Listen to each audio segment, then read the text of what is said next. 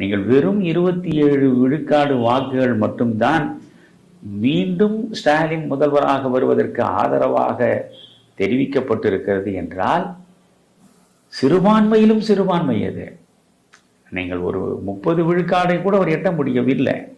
அப்படி என்றால் இன்றைக்கு ஒரு மக்கள் விரோத ஆட்சி நடந்து கொண்டிருக்கிறது என்பதை எத்தனை மாய்மாலங்கள் மூலமாகவும் நீங்கள் மூடி மறைத்து விட முடியாது என்பது வெட்ட வெளிச்சமாகி இருக்கிறது.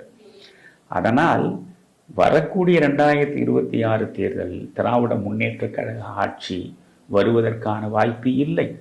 அவர்களுக்கென்றே ஒரு ஜாதகம் இருக்கிறது. ஒரு முறை ஆட்சிக்கு வந்தது, அப்படி ஆட்சிக்கு வந்து 5 ஆண்டு காலத்தில் அவர்கள் நடத்தக்கூடிய அத்துமீறல்கள், அவர்கள் குவிக்கக்கூடிய சொத்துக்கள், அவர்கள் சுரண்டக்கூடிய சமுதாயத்தினுடைய சொத்துக்கள், இப்படி பார்த்து மக்கள் வெறுப்படைந்து உடனே அடுத்த தேர்தலில் அவர்களை வீட்டுக்கு அனுப்பி விடுகிறார்கள்.